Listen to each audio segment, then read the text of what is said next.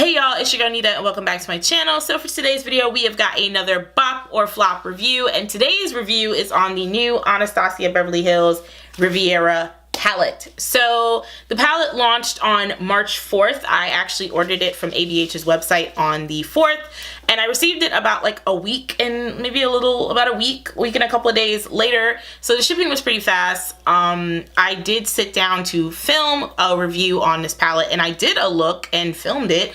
I just didn't finish the review portion of the video. Like, it was a Saturday. My best friend Akeem, y'all remember Akeem, called me and was like, I called out of work, want to grab dinner, and I was like, yeah, I haven't eaten. I should definitely get some food and then come back and sit down and give my review on the palette. And before I knew it, we ended up at Applebee's with our best friend Taj, and we sat and we ate and we talked for an hour and change after eating, all to go outside and stand outside by Akeem's car and talk for another like 2-3 hours.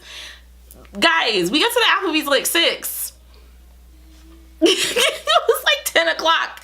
And then I realized, oh shoot, Devontae, my boyfriend, was like, you know, you film, you got your makeup on, we're gonna go out. And I'm like, oh shit, I still need to go out with Devontae. So we ended up going to the sushi place, not too far from where we live, in like the downtown Boca area. And yeah, I didn't get home until like after 2. And then by the time I got home, I had been drinking when we were at the sushi place. So I was like, I can't even give this review anymore. So yeah, I decided to just refilm it. I'm going to show you guys these, oh my God, what is up with me? I have not been drinking today, I promise. Of this look that I created, and this one is a half cut crease. I used 2 of the same shades from the previous look in this look because I've been seeing all over like Instagram where people are doing 2 different colors in the crease, and I just was really living for it. I saw Ash Got Cakes did a full cut crease with like, I think she did like 3 colors or whatever in a recent YouTube video, and I forgot her name. I think it's LSG Makeup on YouTube and on Instagram. She's amazing. And she's been doing like these half one side, like one color in the crease, half the other side color in the crease, and then she splits it like diagonally or up and like across, and then she does like 2 different lid colors. It's nice. It's really nice. Maybe I'll drop the eye up here for y'all to check out her YouTube. It's nice. Like she's good. So yeah, y'all are gonna see me do the looks, and then I'm gonna come back and I'm gonna give you guys my thoughts. We're gonna find out if the Riviera palette is a bop or a flop.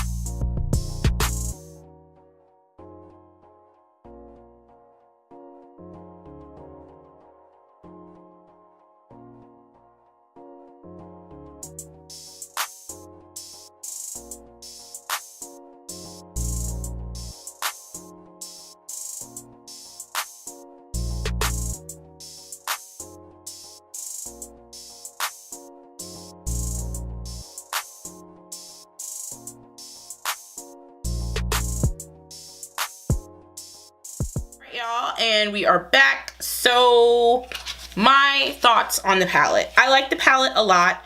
I really love this color scheme. A lot of people have been giving ABH a lot of shit, basically because their palettes err on the more neutral side, which I get because that's their gig. That's ABH's brand. That's, you know, how they make their money. Those are the people who like to buy their products, the people who like neutral glam or like full glam. You know, it's not for, you know, a lot of people who do like super colorful looks don't typically reach for an ABH palette when they want to do that. The most colorful ABH palettes, with the exception of this, are like Subculture and the Prism palette.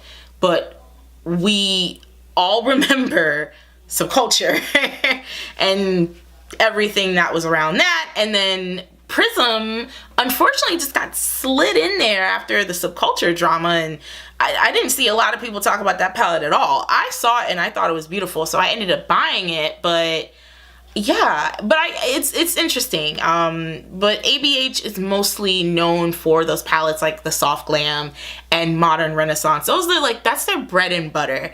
I did not buy the Sultry palette because I didn't really like it. I did buy the Norvina palette, but I ended up taking it back a week later because it became obvious to me it was a want and not a need, and I was like, can't do that. If you don't need it, you need to take it back. You bought it on the impulse, take that back.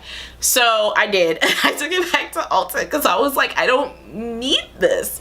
But this palette, I actually was sat down, and when I saw it online, I was like, I actually really need that because I really need to review that on my channel. See, your girl knows how to work her own system sometimes. So yeah, the palette has 14 shades and it retails for $45.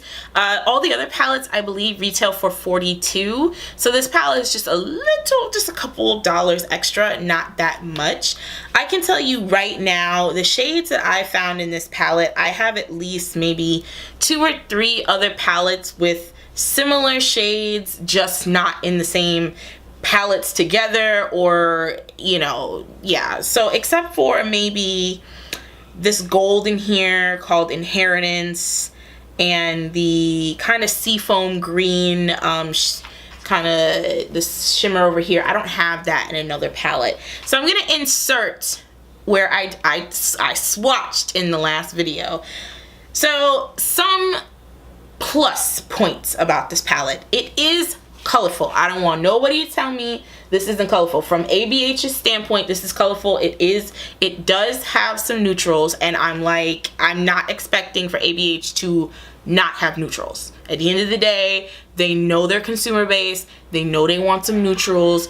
There is a brown in here called Palm, which is a neutral. There is kind of like a peachy shade in here called Coastline, which is a neutral. There's kind of like this pukey greenish tan color called Cabana, that is also a neutral. And you have Estate, which is more of like a real peachy kind of color, and that is also a neutral. And you have a white. I thought this was a shimmer from online sales. I thought that was a shimmer. I got it here in person and was like, this is a white. And I'm telling y'all, it's the whitest white I have in my collection. Like, the James Charles palette white is okay. The P. Louise palette white was okay. But the white in here, sales, this shit is good. This is a really good white eyeshadow. I typically don't get this smooth of a payoff in a white. I typically don't. It's so uncommon. So on my eyes today, I am wearing the shades Bahamas, which is this bright pink, and Canes, which is the purple. And I also put I think this is Seychelles. That's how you pronounce this, is Seychelles or Seychelles, which is this turquoise kind of shimmery shade over here that I have just kind of in that line of where I've blended Canes into Sales. I don't even know why I put that there. Initially, I thought it was going to be like, bam, gradient, white to shimmer to purple, and I I didn't get that. By the time I got done, I was like, oh, well, it's a cute little pop. It's a cute little pop of color. Like, I'm gonna zoom y'all in so you can really like see it.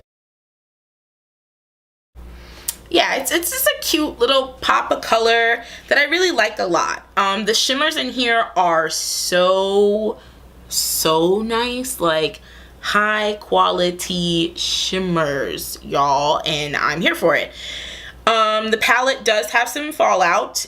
Not first batch of Subculture fallout bad. It's not that bad, but the shades to look out for that definitely have a lot of fallout are Canes and Bahamas.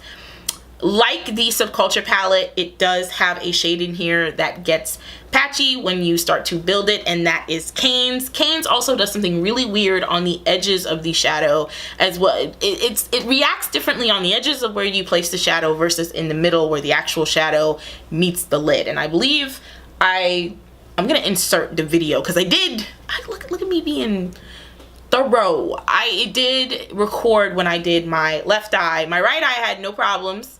Everything went on smooth. I did have that kind of weird kind of discoloration where like the purple got darker out here and then stayed lighter in the center where I placed it, but it was blendable, like it blended really easily with no problem. Whereas on my left eye, I just had a patch of just no color.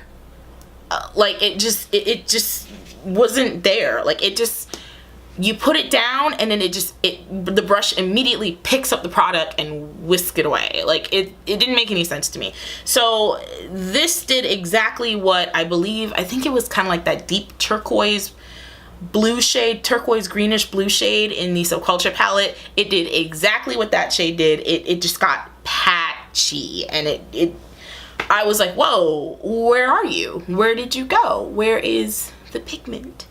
So yeah, but other than that, that's my biggest complaint about this palette, is that weird patchiness that ends up on one eye and not the other. And I'm confused as to why it's one eye and not both. And it didn't do it on my right eye. And I primed the same, I used the same products, I used the same amount of product, and nothing else changed. Same brush as well. Nothing else changed other than that I was doing my left eye.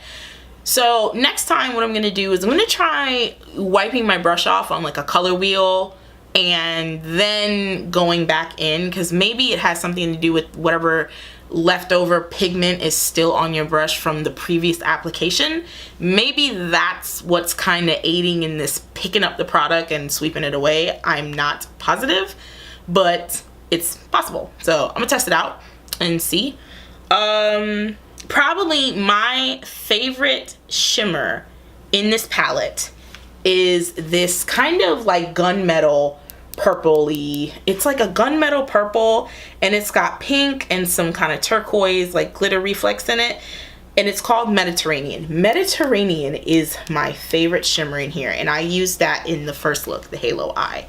I also used Bahamas and Canes in the Halo Eye as well, and Mediterranean on the lid was gorgeous. Like it's probably hands down my favorite shimmer in here. My favorite matte shade in here so far is Bahamas. This pink is so bright. Now it does stain the lids. It does stain the lids. The last time I did the look with the palette, I did get some staining and I was kind of like bleh. But once I did my skincare routine, I used my Clean and Clear face scrub and some makeup remover. That was good. And I double cleanse. So I also used the Dirty Works, it's like a micro scrub. I can't remember the name of it, but excuse me, actually it's in my skincare video that I did months ago, like a year ago actually. It's probably a year ago that I did that video. Click the eye above if you want to check that out. But yeah, I overall really enjoyed the palette. I think it's a bop. For me, it is a bop. Yeah, for me, it's definitely a bop. I can't wait to play with this some more, and it's definitely summer and spring ready. Like, you know, it's April now. So before you know it, it's going to be summer, and I feel like this is definitely a great palette to transition from, you know, one to the other. Some people did want some more colorful and some more neon shades in here. But for the theme Riviera, now I don't know if it's the French Riviera or I think that was the French Riviera and like the beachy theme. That's what I got, is French Riviera. And I feel like these colors really make me think of kind of Paris in springtime. Yeah, like just a little bit. But I like it. I like the palette. I like the packaging. They moved away from that velvet packaging that's on all the other palettes. And it's like this denim. It's this white and blue striped denim with this gold lettering, and it's nice. This is definitely gonna get messy. Mine already did get messy from me touching it after doing my foundation and stuff like that. But with a makeup wipe, I believe you can actually clean this up really easily. But I love seeing this in my collection, and it's nice. Like I actually really enjoy it. This pink shade, I don't have another pink in my collection like it, so definitely a win for me. I think when people see a brand launch a product and they're like, oh, neutrals again, I think people need to be more realistic when they're buying makeup and when you're seeing brands launch their products and things like that. Yes, a brand should grow, and yes, a brand should evolve. But you do have to understand that this brand does want to make money, and they do want to make sure that they don't lose their core consumer base who's shelling out them coins for sure every time. So Anastasia doing this palette is a step in the right direction, especially towards people who do love color.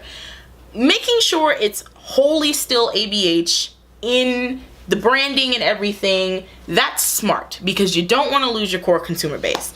When you see makeup drops from, you know, different companies on like a Trend Mood or like a Hot Fire makeup, like on Instagram or whatever, keep in mind that yes, this brand does want to grow.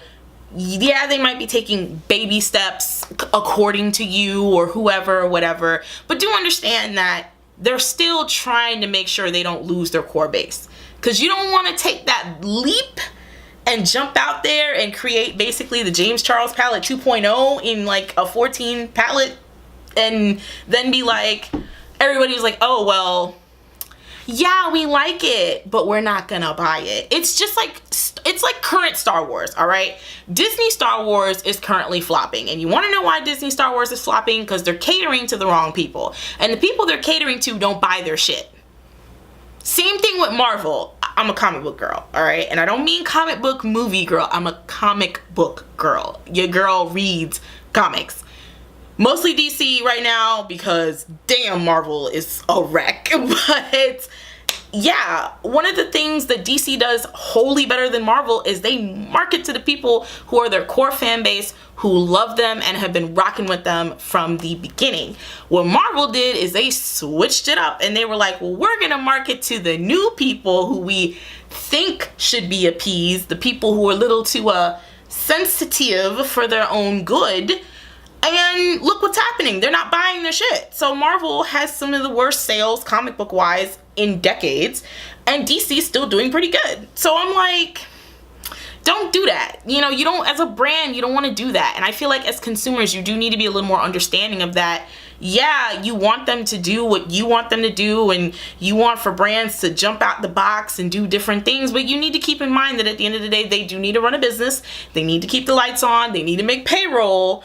And they need to sell to people that they know for a fact are going to buy their product. So that's just my 2 cents on that. Like, I remember like years ago, I was in the same place. Well, why won't y'all do this? And why won't y'all do that? And then I'm like, it's simple business. Like, you don't want to shake the table and then that bit fall over. You know, you don't want that.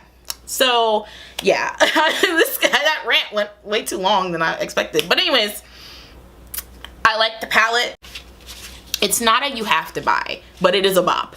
I will say that this is a full bop for me. I really wish the staining of the lids was not a thing, because I hate that. That's what always deters me from using pinks and purples, is I'm like, is it gonna stain? Is it gonna stain? It's stained. I have to go to work tomorrow with pink eyelids. Like, that's always me. Like, especially if I film during the week. What is my life? So yeah, but it's a full bop for me. I really love it. I am going to do my utmost best to play with this palette a lot more going forward. I need to do that, period, with my eyeshadow collection. I buy all these eyeshadows and then they don't get used a lot. So yeah, that's my goal going forward, is to use eyeshadow a lot more often. And so far I've been pretty good. I have tested myself since January to do 2 eyeshadow based looks a month. Whether they get filmed and put on YouTube is a different story. But yeah, I did really good in February. I did 2 eye looks for Valentine's Day. I did 2 Valentine's Day looks, but I did 2 eye looks in February. I did 2 eye looks in January. I don't think both of them made it to YouTube. But if a look doesn't get to YouTube, then you'll be for sure that it will be on Snapchat and Instagram and Twitter, which you can follow me on all of those platforms by clicking the description box down below, and you will see all of my handles listed there so you can follow me. Yes. What is that? But anyways, thank you guys so much for watching. Don't forget to like, comment, and subscribe, and I'll see you on my next one. Bye.